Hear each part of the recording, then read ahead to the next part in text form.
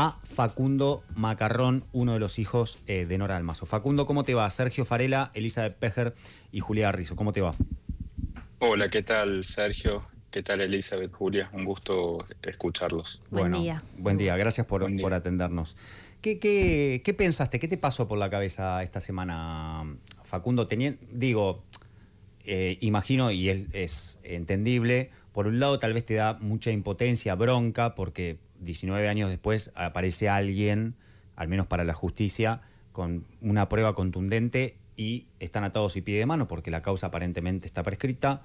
Entonces tenés un sentimiento de bronca, de satisfacción de que malos investigadores terminen o tengan este destino. ¿Qué te pasó a vos en la cabeza esta semana? Mira, a ver, más que bronca es angustia, ¿no? Es un sentimiento que lo vengo llevando, lo venimos llevando con mi hermana y con mi padre y la familia de mi mamá y sus amigos todos estos años. Fue una angustia muy grande. Fueron 18 años en realidad, hace un año que Claro, ¿verdad? supimos lo que creemos que es la verdad, después de la prueba que se indica esta persona. Y bueno, esa misma angustia pasó hace un mes cuando la Cámara de Río Cuarto, la Cámara del Crimen, sobreseyó a Bársola por el simple cálculo matemático de la prescripción. O sea, no valoró nada de lo que nosotros planteamos e incluso nos dejó sin posibilidad de hacer un juicio por la verdad, que se llama en estos casos, que es Claro. cuando se declara una persona responsable, pero no se lo puede declarar culpable porque se extingue la acción penal, ¿no? Se los digo en términos muy jurídicos. Sí. Pero es más eso, es angustia, ¿no? No sé si este jury, o sea, obviamente que es un gran paso, es un gran acto democrático de parte de las instituciones de la justicia de Córdoba, perdón, de parte de las instituciones de la provincia de Córdoba, pero bueno, no llega a enmendar el daño gravísimo que hoy en día una persona que violó y asesinó a una mujer sigue suelto, ¿no? Y nosotros los familiares hayamos sido perseguidos todos estos años. Vos conociste, vos eras muy chiquito, ¿no? ¿Qué edad tenés vos, Facundo? 38, Claro. 38 tengo. Tal vez vos lo conociste a esta persona, su apellido es Bársola, vos lo conociste, tu familia tenía trato.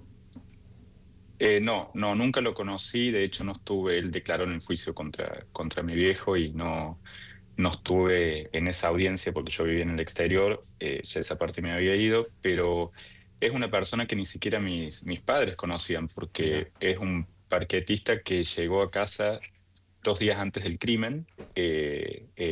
A mi mamá la mataron un viernes a la noche, sábado a Sí. la madrugada, y él fue creo que el martes o miércoles para hacer el parqué, traído por González, que era el parquetista que siempre había, y a quien sí conocía, supongo que siempre había hecho el parque en casa y estaban haciendo una reforma. Y él tuvo una discusión con mi mamá, eso está probado, lo dijo mi abuela, la mamá de mi mamá, mi abuela Ené, tuvo una discusión con mi mamá por el polvillo, que dejaron las puertas abiertas. Mi mamá tenía un carácter muy fuerte, era una mujer muy empoderada y es probable que eso haya sido un motivo más allá de lo sexual, lo que lleva a una violación, sabiendo que mi mamá se quedaba sola ese fin de semana para venir y hacer lo que hizo. Es horroroso pensarlo, pero es así. Ujú. eh, Pero sí, además hay que recordar, ¿no?, que el ADN de esta persona está en 8, lo encontraron en 8 lugares, creo, del cinturón, que se entiende es el arma asesina, ¿no? O el arma Sí. utilizada de alguna manera, el arma utilizada en el asesinato. Sí, exactamente. El cinturón, el arma, el homicida, lo cortaron en 12 partes que enviaron al FBI de entrada, digamos. Ahí no hubo cuestión de guardia de la prueba y demás, que como suele decirse para anular una prueba, se mandó directamente al FBI. De esos 12 pedacitos del cinto de la bata, en 8 estaba el ADN de él y además estaba en un vello púbico ubicado sobre el cuerpo de mi mamá que no tenía por qué estar ahí porque él nunca subió al primer piso de claro. la casa. O sea, él siempre dice, insisto, trabajó 2 días y nunca subió a ese lugar.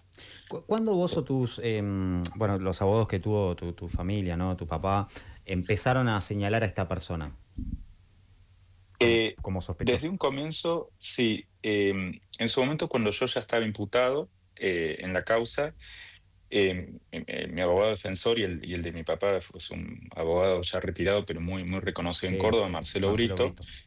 exactamente, y él siempre apuntó contra el parquetista porque, a ver, él se estaba ocupando de nuestra defensa, su rol era otro, ¿no? Que no termináramos presos por esta inoperancia y hasta invención de pruebas que no existían por parte de los fiscales, pero en esa defensa que él hizo, él aportó pruebas pensando que esto siempre fue una violación seguida de muerte, y se basó mucho en el informe Rafa. Osvaldo Rafa es un forense Sí. muy reconocido que ya falleció, y él hizo un informe privado para nosotros como familia y apuntaba a los obreros. Pasa que ustedes piensen que antes de que me imputaran a mí, en febrero del 2007, o sea, 3 meses después del crimen, 2 o 3 meses, existió la marcha del Perejilazo, que fue a favor de Gastón Zárate, el pintor, que se le Sí, claro. imputó mal, era inocente, más allá de que hoy en día esté detenido por otro crimen.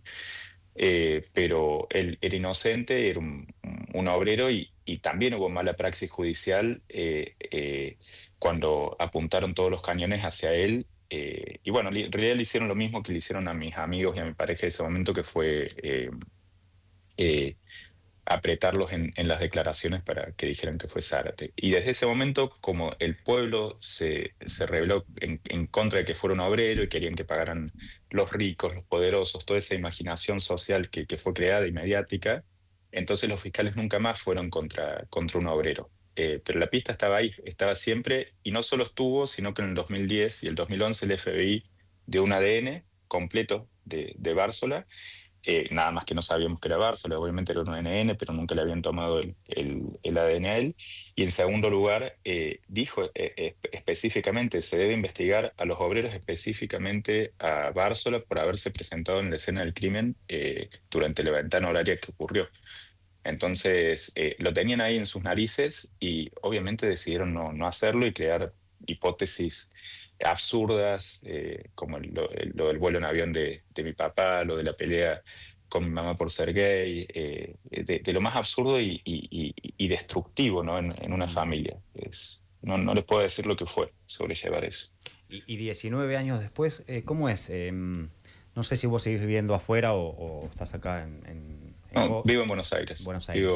Sí, sí. ¿Cómo es, Facundo, para vos? No sé si tu papá también en Río Cuarto, digo, la sociedad de Córdoba, Río Cuarto, 19 años después con Facundo Macarrón. Que Facundo, o bueno, los miembros de tu familia, tu hermana, los miran de costado, viste que muchas veces parte de la sociedad condena porque sí, porque se arman estas teorías conspirativas, porque el tratamiento mediático obviamente los pone en foco y algunas veces son tendenciosos. ¿Cuál es la mirada hoy que tiene la sociedad hacia ustedes o que vos notás?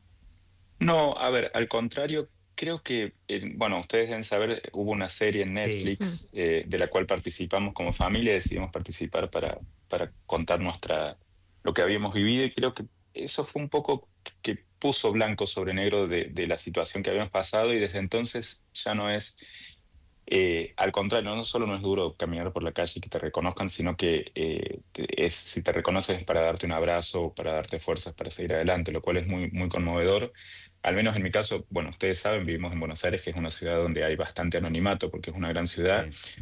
pero tengo entendido que a mi padre en Río Cuarto ya lo sobrelleva bien, y bueno, mi hermana vive en otra ciudad del interior del país, y creo que también son más abrazos los que recibe y ánimo que otra cosa, ¿no? Mirá. Sobre todo a partir de ahí, porque hasta entonces quizás la sociedad tenía un relato muy sesgado Ujú. a partir de lo que decían los medios y también lo que transmitía la Sí, justicia, que en claro. eso hay que ser justo, ¿no? O sea, los medios transmitieron hasta las fotos del cadáver de mi mamá, se los dio a alguien desde dentro de la fiscalía de Santo, ¿no? O de la policía. Entonces, no, no tienen por qué la sociedad tener una información acabada. Sí es verdad que vivimos años luz del tratamiento que se le dio, que se le permitió dar a un crimen de estas Ujú. características con mi mamá, ¿no? Como la mataron mil Porque, veces a nivel perdón, social. Facundo, ¿por qué decís eso? ¿Vos crees que si se hubiera ocurrido ahora, por ejemplo, sería diferente eso? Y yo creo que sí, que hemos hecho una evolución, un crecimiento como sociedad, más allá de que, a ver, lo que se consume desde los medios es lo que demanda la población, pero difícilmente se demanda un tratamiento tan horrible respecto de una mujer asesinada. No sé si la sociedad se pararía frente a una televisión viendo lo que se publicó en 2006-2007 respecto de mi mamá. Mi mamá como una mala víctima, ¿no? La que se Ujú, merecía morir por haber exacto. sido una mujer muy liberal, que ni siquiera eso era lo comprobado, pero bueno, era lo que se decía, ¿no? Mm. Como que ella se colocó en ese lugar. Existe hoy en día ciertos resabios de esto, Ujú, obviamente, lo vimos creo que con el triple femicidio ahora eh, de aquí De del Gran Florencio Buenos Varela. Aires, no me acuerdo exactamente, de Florencia Varela, hubo un tratamiento un poco sesgado, pero es mucho más difícil pasar esa línea, me parece, y creo que tiene que ver con una maduración que hicimos como sociedad. Ojalá, al menos yo me esperanzo de eso. Facundo, ¿cómo estás? Julia Garrizo te habla. Y ahora, Hola, Julio. pensando hacia adelante, pues vos contás, bueno, un poco cómo a partir de la aparición de la serie, de volver a tratar el tema, de los cambios en la sociedad en estos últimos meses, de alguna forma cambia el panorama para vos y para tu familia. Pero de acá en adelante, ¿qué expectativas tenés? ¿Qué crees que puede pasar? ¿Qué es lo que esperan como familia? Bueno, mira, nosotros esperamos sinceramente que haya un juicio oral y público contra Bársola y que se determine o no su culpabilidad. Por más que la causa esté prescripta, Julián, ujú. estamos en un país donde la prescripción es de 15 años en un homicidio, algo que es gravísimo. Estamos hablando de una institución de 1921 que requiere una reforma. Hay países donde la prescripción es a los 30 o incluso no prescriben los delitos, los homicidios o femicidios en este caso, como en Estados Unidos, en Reino Unido, y esperamos que en este caso concreto hay un montón de elementos que nos ayudarían a dar vuelta a la prescripción. Estamos en casación ante el Tribunal Superior de Justicia de Córdoba. Esperamos que es muy innovador en sentar jurisprudencia, tiene una sala penal muy, al menos en violencia de género, es de vanguardia y esperamos que se consideren nuestros argumentos que la justicia de Río Cuarto ni los consideró.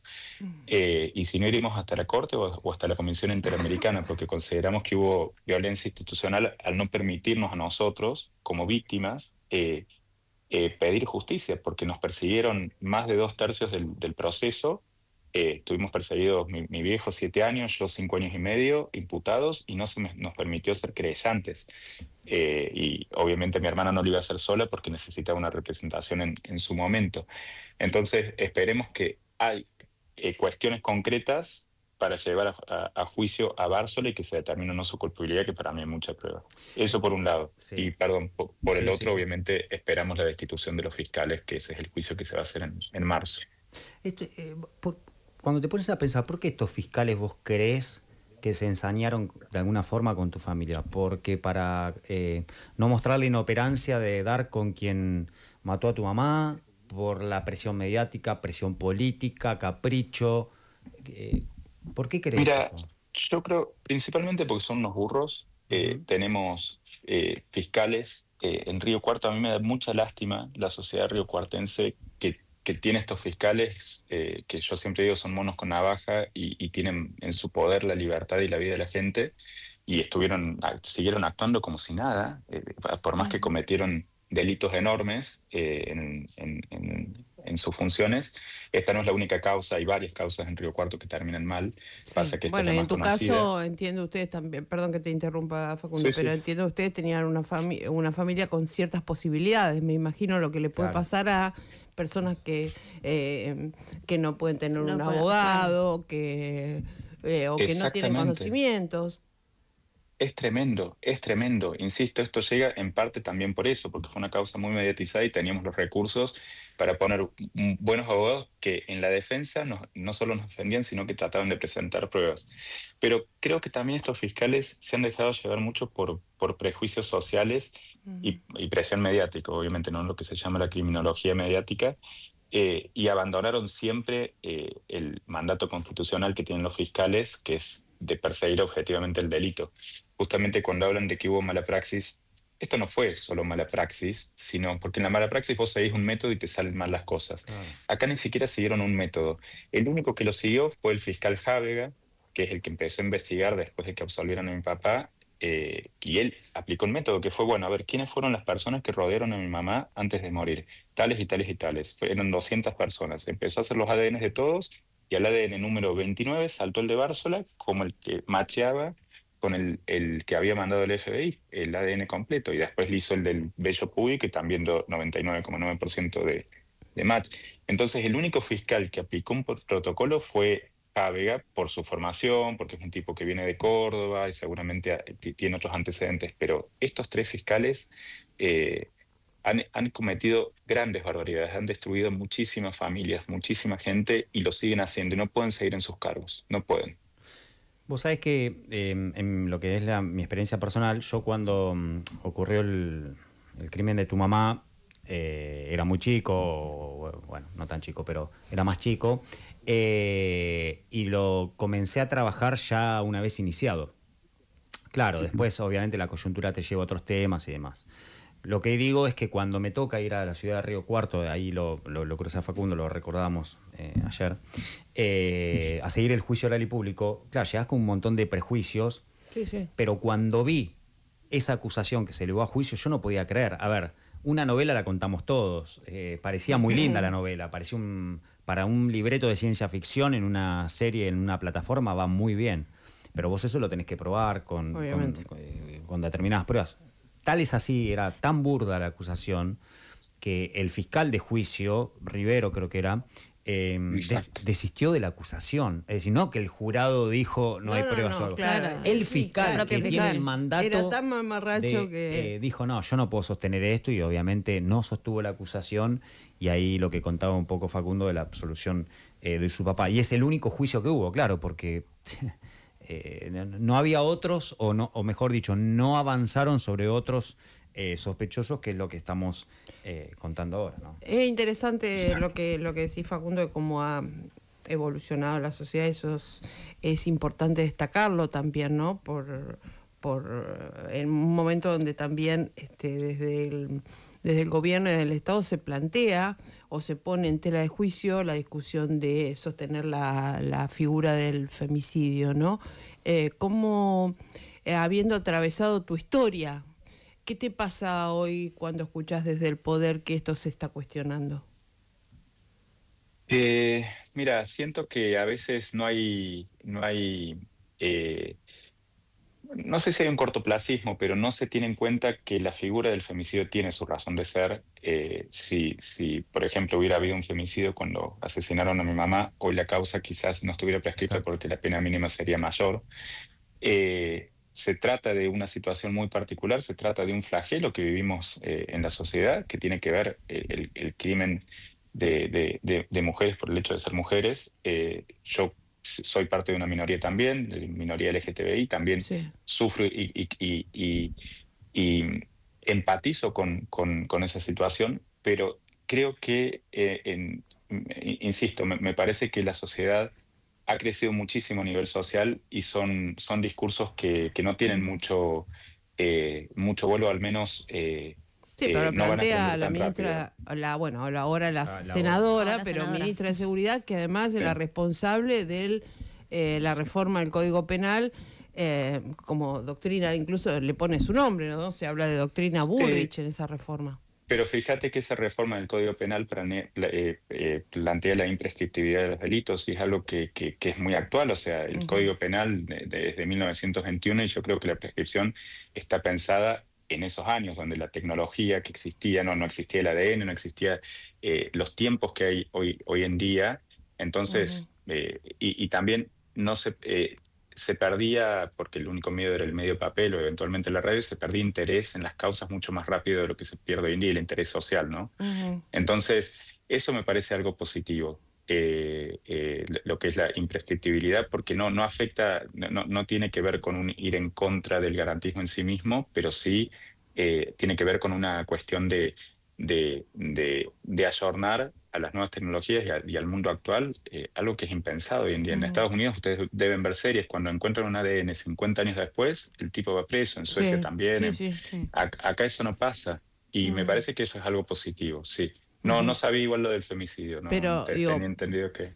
Sí, porque ella ella es una de las figuras por ahí más críticas del gobierno en torno a la figura de femicidio. O sea, ¿vos crees que no hay margen para que esto pueda ponerse en discusión?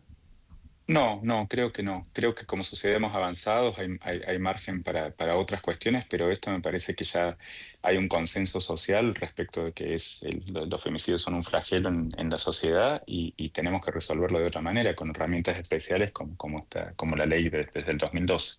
Sí. Facundo, yo te quiero agradecer estos minutos. Una última, pero es por una cuestión ¿qué pasó con la casa? ¿Sigue en poder de tu familia? ¿Ya no? ¿Dónde ocurrió todo?